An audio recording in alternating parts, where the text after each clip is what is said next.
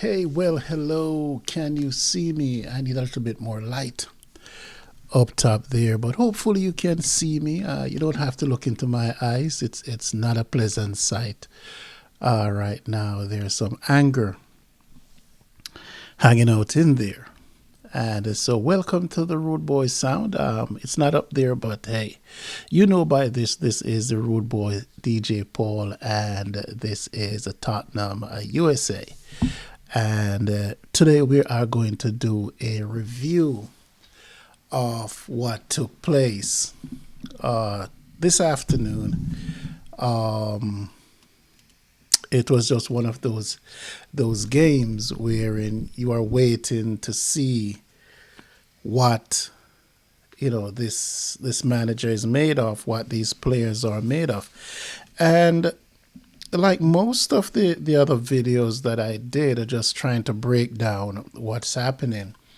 I did a video earlier on and I deemed that video too angry in terms of my response to what I see or saw today.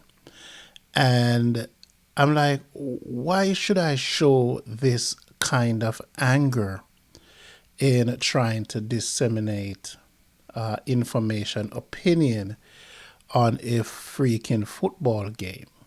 And I got all worked up. And so when I started to listen back to the actual video, there's an anger in my tone, which I know that fans are feeling. And so it is not for me to broadcast that kind of feelings to the world.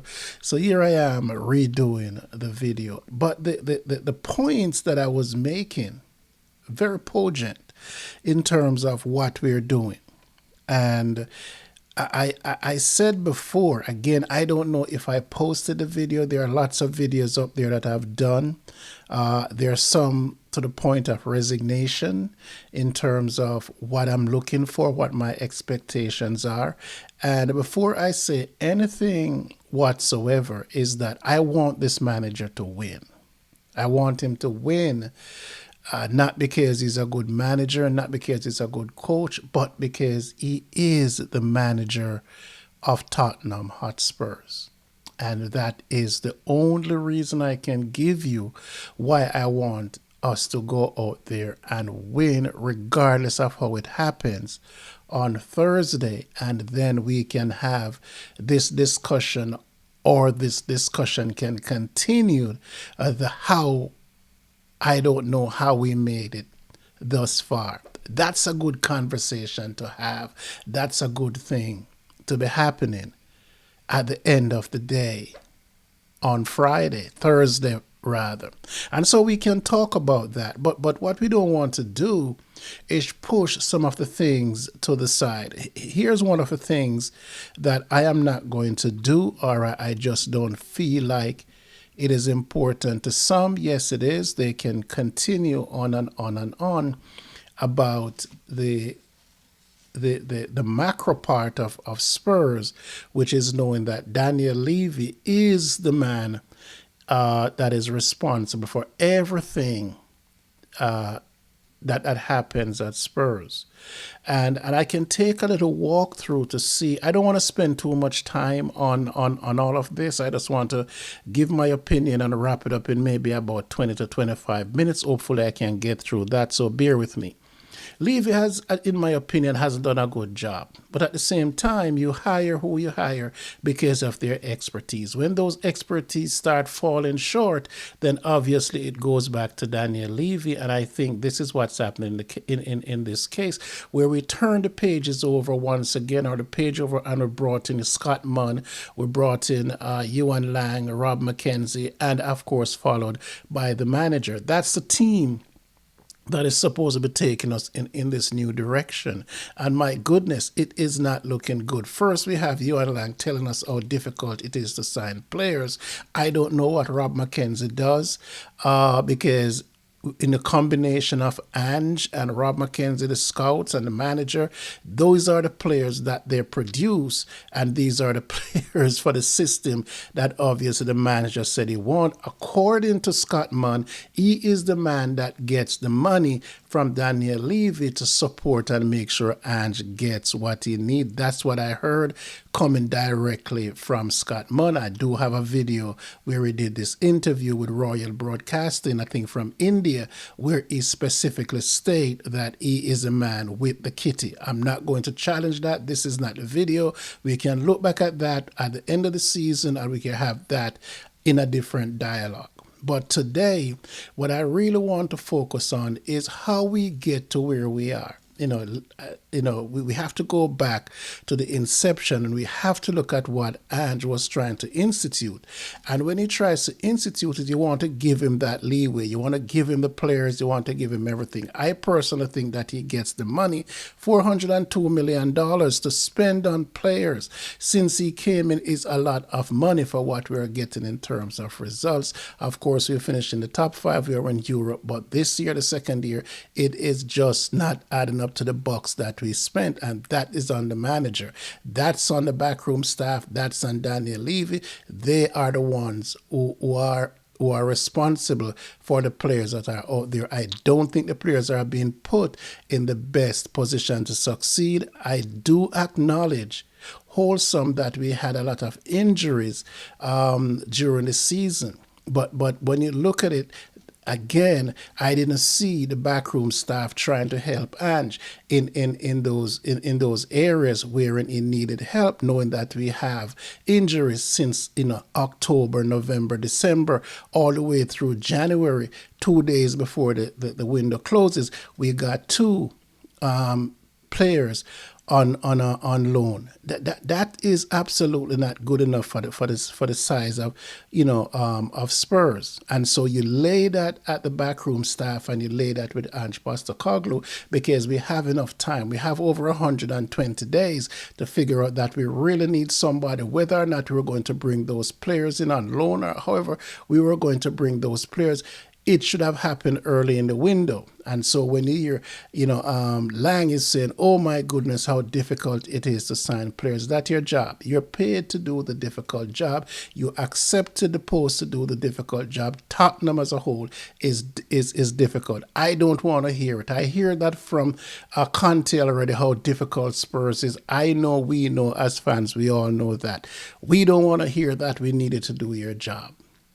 Someone said today in a Facebook post to give me a reason, or what's the reason why you'd want to fire the manager right now. And someone said, because the manager cannot coach. And that really cracks me up, because when you really look at other teams and what they have gone through with their injuries, players of less caliber, and where they are, all those teams are beating us. And it comes down to one thing, and that has not changed since maybe the 10th or the 11th to 12th game, leading up to the Chelsea game, somewhere in there when Ange started last year, when teams figure us out. I never wanted to use that term, but I find myself saying that more and more each week, that we have been figured out, Ange has been figured out, and Ange does not have an answer for the rest of the team. And it is very basic, it is very simple. You put 5 behind the ball or 4 behind the ball, you go into your banks of 4 and 5, you get counted on the attack, we have the ball for 60%, we are going to lose the game, or we are going to tie, or somehow we are going to come away with some points. We haven't done that because we already lost 17 or 18 games, and we have two draws in there. So my point is this, is that the manager do have what he wants to do and how he wants to do it. The injuries interrupted that. I'm going to give you that, because I've said all year that it is not about the injuries. But I'm going to give him that. I'm going to give him that for the sake of the conversation, that you have all the injuries, and now let's look at it. You have not been able to figure out teams who basically are quasi-parking the bus or playing behind the ball, giving you the ball and say, come at me. And when you go at them, they stick it in the back of your net. You have not tried, you have not figured that out in 89 games. right? 89, 90, this is his 98 games. And I think he's probably having a winning percentage of less than 40, maybe below 50, not less than 40, below 50. Maybe with this, it might come down to maybe about 47, 46, 47% of game in the Premier League, 70 games in the Premier League. And I think he's probably 3 to 4 games below 500 in terms of wins and losses. So we're not doing good overall based on what he wants to install.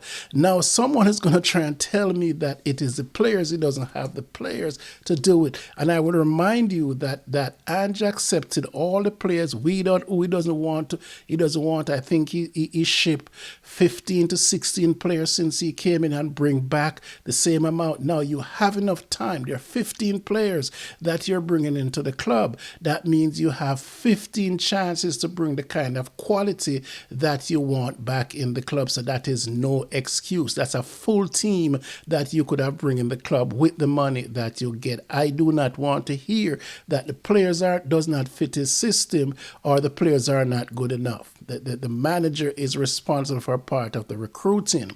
I don't want to get into semantics wherein who signs the player, who recommend and who do this. Ange is a part of whoever bring the players in. There are recommendations, there are conversations, there are all of that's going on behind the scene. And therefore, when a player arrived at Spurs, 5 people have a hand in it. Daniel Levy, Scott Mann, Lang, Mackenzie, and Ange all have a hand in the player coming in. So I don't want to hear it. Okay? Everybody has injuries. We can move on real fast from that. Everyone has injuries. How do you treat injuries is up to the manager and what he wants to do. Because of the style that he plays, he's get a little tricky because the problem with it is that he plays or want to play this high octane football, but yet you have Romero walking the ball up. You want to play this high octane football, but your fullback can't make a 30-yard pass. He's dribbling the ball to the winger. You don't understand that if you're going to play front foot football, then you need to be able to move the ball without moving the body. And the ball is not moving. The body is moving with the ball, but the ball is not getting there.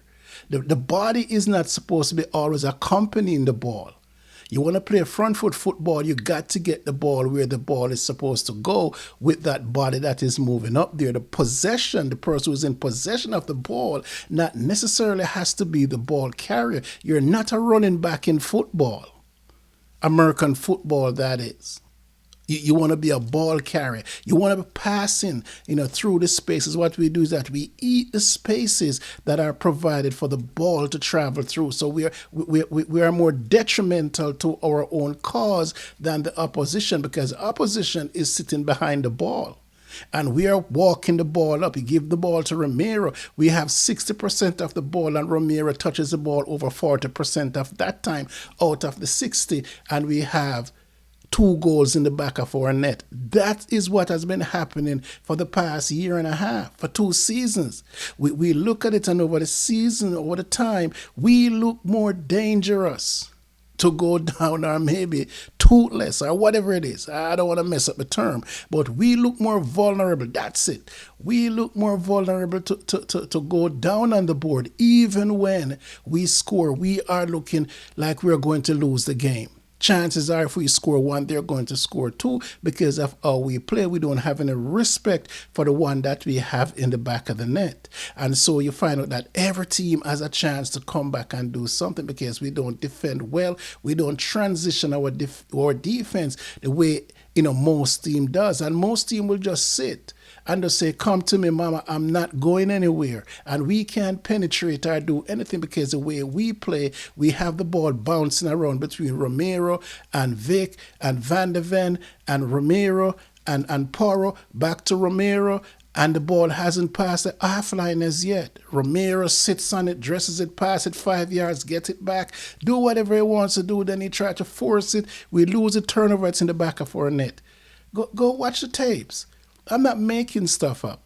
I'm not making stuff up. And the more I talk about stuff like that I see every day, it kind of make me angry. And I'm retaping this because I don't want to publish something that I said in anger. I want you to understand exactly where I'm coming from, the way we are playing. You look at Udogi, and Udogi walks the ball up. You look at Spence, and he walks the ball up, and the winger is there waiting for the ball. When he eventually gives the winger the ball, he's standing right next to him. What you have is 2 and 3 defenders coming towards him, because those defenders, Marky, if they're in a 5-4-1, right? You're going to have 2 defenders stretch across the field. So that means by the time you pass the ball, you cut down all that time where you're walking it up, then you're going to have 2 defenders going towards the receiver of the ball. And that is exactly what has been happening half the times, just this game today. I'm not digging in just into this game. I'm just digging into the overall play of the team. More than half the time, Spence is standing next to Tell. When he hands the ball off to Tell, what is Tell going to do with the ball but to pass it sideways to Madison? Spence is cutting out all the play that is supposed to be happening in the triangle, where you have the winger, you have the striker, and you have the creative player in the midfield. But by just dribbling the ball up there with no effect, by the time you pass it, Madison is being marked, 2 players are going towards the ball, and what else Taylor's going to do but pass it back to you? Or maybe if you carry it or carry the play, you're going to overlap, and when he passes it to you, you are 2 yards from the touchline. You can't do anything with it. When you put the square in, it is so deep, you're doing it off the wrong foot. It is just floating in the air. Lucky are us when you're able to get anything with purchase through the box. We saw that today from Brennan Johnson. Brennan Johnson can't cross a ball for lick. What you saw he did today is what he is. He's going to pass the ball on the ground pretty much and hopefully take a deflection, or somebody's there to tap it in. We are strong in the air. We saw eventually Richarlison who scored with the header, even though that was a patsy. But Solanke, who is a tower in the air, had no chance, not even on the corners, because nobody blocks for him. Nobody is running, for him and said, okay, the corners are supposed to find Solanke, so we are blocking our man. We are doing this, we are doing that. We are jamming everybody to make sure that Solanke, who is supposed to be the best header of the ball, and Romero, we're blocking for them. There's no scheme in there. Everybody's just running around like headless chickens. There's nothing happening there to say, this is how we are going to do it. This is how we take the pattern of play. I'm not saying we should be Arsenal. We're not saying that we should go out there and show off how much we can do on the corner. But you see nothing like that happening. Nothing close to say that, well then, I'm the near post guy. I'm going to go jam the goalkeeper. I'm going to make sure that when I go, Solanke can come off my back and he's going to stick it in from the back post. You don't see anything like that. You don't see no scheme, nothing to say this is what we're doing. And so when you see the rest of the team, what I was saying before, what the little things that this aspect, every facet of the game affects the other aspects of the game. And if we can't decide that the fullback, right, needs to be a defender first, and whatever he gives on the offense, then that's a bonus, and we can write that. If we're going to take our fullbacks and put them up in the offense, and our fullbacks are ahead of the opposing midfielders, then something is wrong with that tactics, and we absolutely are going to get beaten more often than not, or get breached more often than not, if our fullbacks are so high and leaving our 2 central defenders on their own. I'm not saying that the goal that Romero gives away have anything to do with yes, it does. It does. It absolutely does. Because what happened is that we are encouraging our defenders to be ball playing center backs, ball playing wing backs, ball playing full backs. How about defenders? How about we have 5 attacking players and 5 defenders? How about we look at it wholesome and said, where do we transition from defense to offense? And so we want to talk about, defenders who are bombing down there and bombing down there, but then our defense is so poor. We don't have to lose so many games. And while we don't have to win all the games that we have lost, right? We could have drawn a few of them with better plays. Because most of those games, the funny thing about Spurs is that we have not been outscored, right, in the sense of being 2-3 goals. Very few times that happened all year. We lost 16 games, and I bet you that we lost 13 by the odd goal.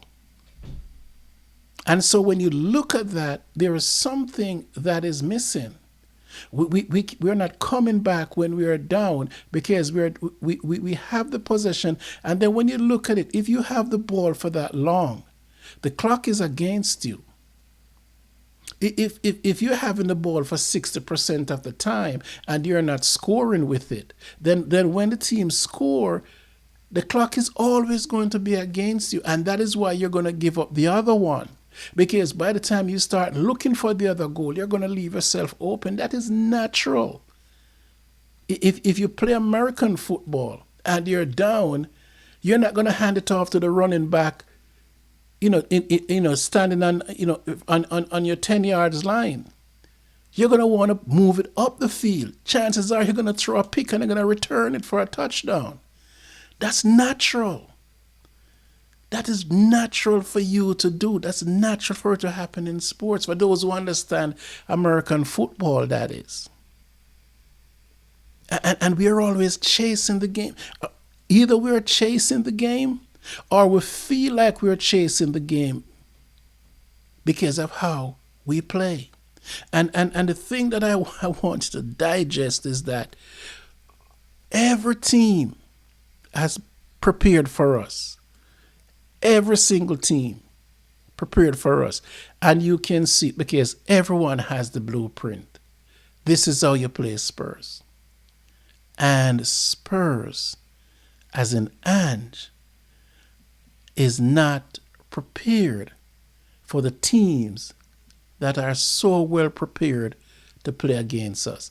I'm DJ Paul for another edition of Spurs in Review. Peace, be good, walk good. Until next time. And come on, you Spurs.